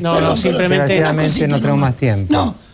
¿Por qué no le pregunta al fiscal quiénes son los policías, qué juez ordenó levantarlo, qué ambulancia vino a atenderlo, si estaba vivo, Diego? Estaba vivo, Diego. ¿Quién ordenó levantar el cuerpo de ahí? ¿Qué policía lo levantaron? ¿Quién dijo que estaba muerto? Son unos hijos de mil putas. ¿Qué quiere que le diga? Yo lo que espero es que se aclare todo esto, pero el dolor de ustedes, pero de la madre y suya, no yo he visto cosas así en diferentes casos y realmente es algo irreparable. Y el fiscal es un cara duro, un sinvergüenza. Yo quería agregar, Roberto, una cosa. Roberto, ¿es cierto Señora. que la novia de su hijo está embarazada? Vamos a seguir el tema. Nos tenemos que cuidar porque hasta están amenazando chicos como él. Lo querían llevar detenido. Me pararon en la calle, me pidieron documentos, me agarraron y me amenazaron por haber ido a la marcha. Yo le dije que había ido a reclamar para que se esclarezca este crimen aberrante. Porque estos policías son los que matan, los culpables de todo. Ellos los pararon y le apuntaron con los revólveres. Es importante que podamos, Llame a la nosotros mismos Llame a la reflexión, a la policía. nosotros vamos a comprometernos a seguir este tema, a seguir investigando. Toda muerte es irreparable y toda muerte es muy importante para un país que quiere vivir de otra manera. Así que les agradezco que hayan venido y vamos a seguir con el tema. Pero Tona, yo quería... pero no tenemos más tiempo. No, dos cositas que son la convocatoria. A una movilización que se va a hacer el martes a las 11 horas en La Matanza. Se sale de la Plaza de San Justo y se va a tribunales. La convocatoria se llama a todos los padres y, como se llama, y familiares víctimas de gatillo fácil y de la represión policial, que se movilicen en cada lugar, que vayan a los juzgados, a la comisaría, para empezar a dar vuelta a esto. Digo, no podemos soportar más que haya víctimas de gatillo fácil y víctimas de la represión policial. No queremos más casos de pibes muertos en la provincia de Buenos Aires. Queremos que esta policía, que es una policía asesina, no gatillo fácil, porque hay que dejar de decir que es gatillo fácil, sino que es una policía asesina, sea desmantelada. Bien, el martes a las 11. El martes a las 11 convocamos a todas las organizaciones sociales, vecinos y familiares. Usted por el chico muerto, ¿usted qué parentesco tiene? Bueno, yo soy Daniel Pizarro, Dirección Nacional de la FTC. Pero usted no es pariente. No, solo que no somos parientes, sino que yo estoy viendo a los que tienen el dolor de ser padres o hermanos. Los otros mensajes políticos... No, estamos hablando de otro... No, porque yo creí que usted era otro hermano, por eso le dejaba hablar. Después de este corte, vamos a invitarlo a Rodolfo Terraño, que ha estado mirando todo el programa, un programa muy duro, cosas que tenemos acá y otras muchas, a ver si nos pone un poco de reflexión para que podamos irnos a descansar con alguna idea clara de lo que está pasando en nuestro querido país. Ya volvemos. Muchas gracias a todos.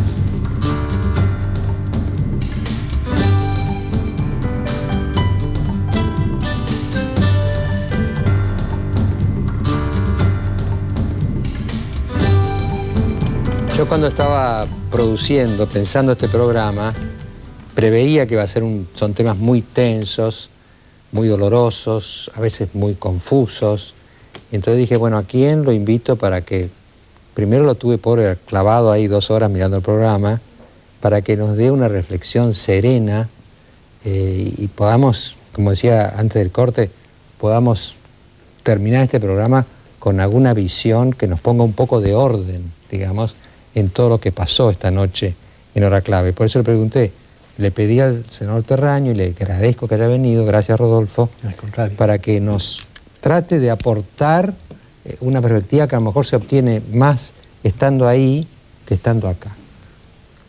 Bueno, Rodolfo, esperemos.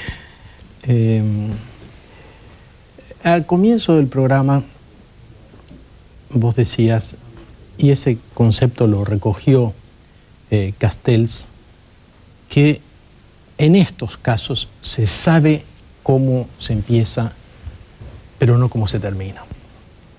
Yo creo que es peor. Se sabe cómo se termina. Mal. Se termina con dolor y luto a gran escala.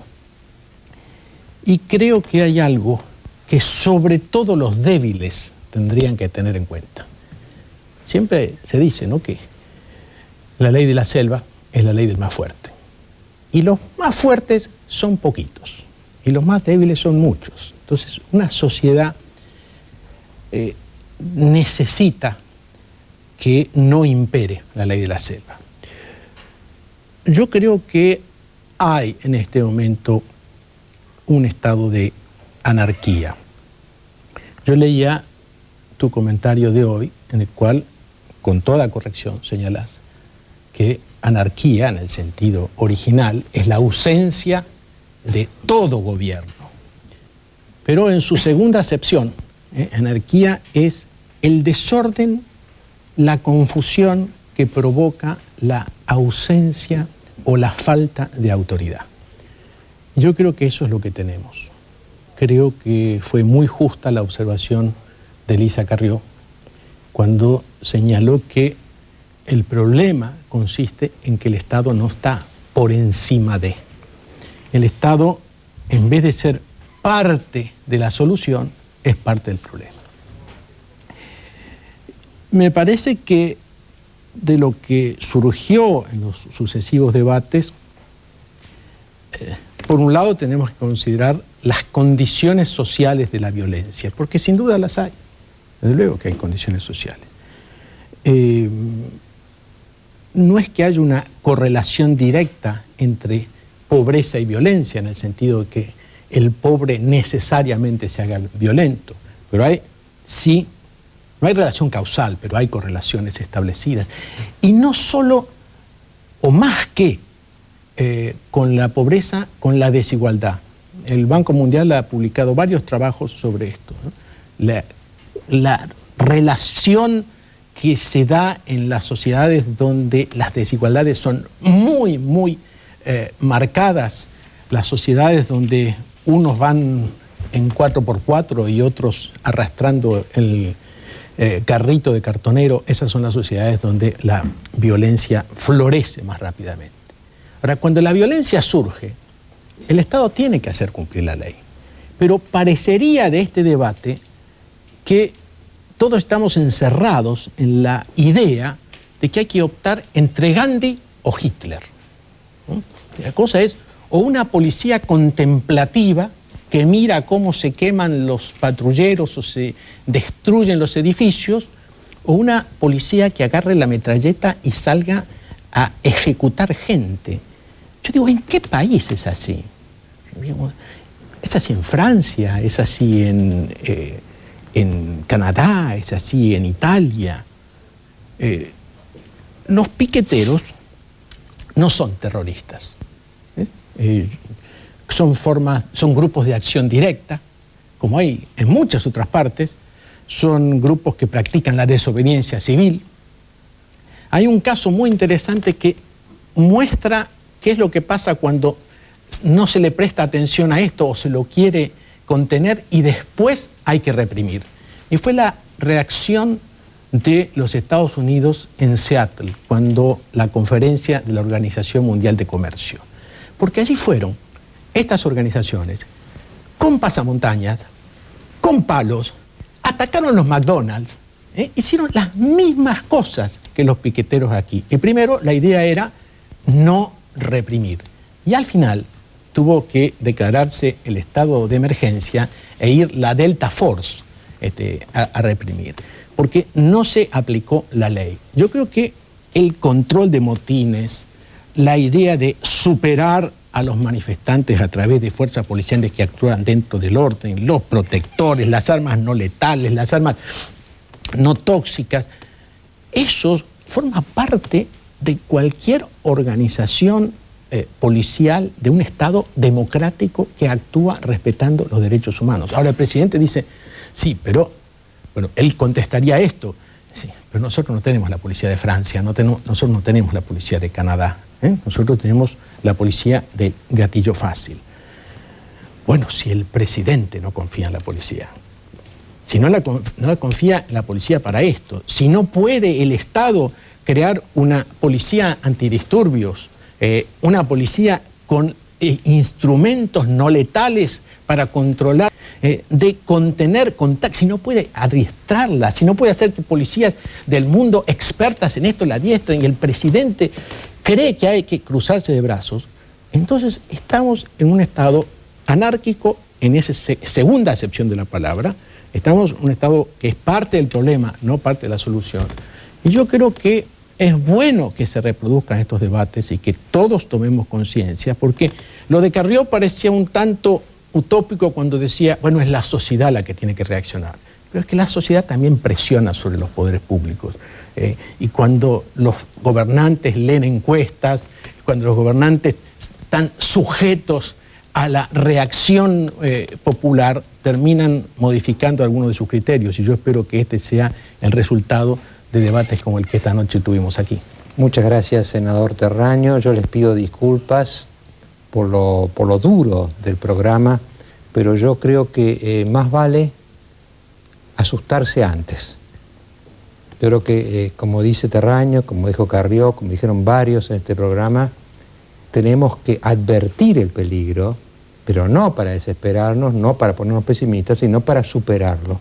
La Argentina puede superar esto, la Argentina puede ser una democracia como Canadá, con una policía que cumpla su deber y ciudadanos que respeten la ley. La ley es lo que nos liga a todos, y yo creo que eso se puede lograr.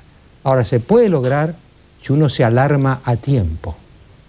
Yo he querido alarmarnos, he querido alarmarlos, para que después no digamos un día, fíjate vos, esos días de fines de junio en Buenos Aires nació la violencia y no nos dimos cuenta. Alarmémonos para no tener que llorar después. Hasta el domingo.